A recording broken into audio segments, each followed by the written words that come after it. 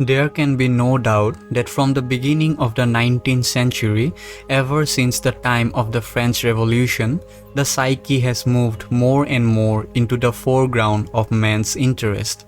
The enthronement of the goddess of reason in Notre Dame seems to have been a symbolic gesture of great significance for the Western world. But here's the irony.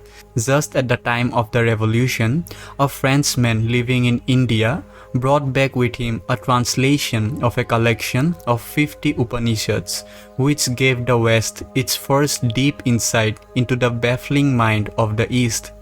To the historian, this is a mere coincidence, independent of the historical nexus of cause and effect. But everything happened in accordance with a psychological law, which is unfailingly valid in personal affairs. If anything of importance is devalued in our conscious life, then there arises a compensation in the unconscious. We may see in this an analogy to the conservation of energy in the physical world, for our psychic processes also have a quantitative, energic aspect.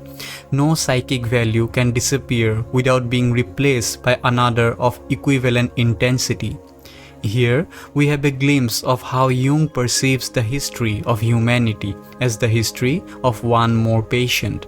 He says that as the spiritual value that had been carded in the vessel of Christianity was in the process of being so severely depreciated, the new version of that psychic value was being brought from the East.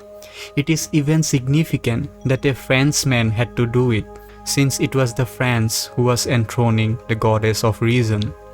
This historical archetypal event, the enthronement of the goddess reason, is something that we see relived in the life of the young individual again and again. We don't see it as much now as in earlier times because there are not so many people who have been exposed to a religious childhood, but there are still some. We see friends or patients who have gone through a religious childhood and at adolescence go through the French Revolution, in effect enthroning the goddess reason in Notre Dame. This is an archetypal event which takes place individually as well as historically.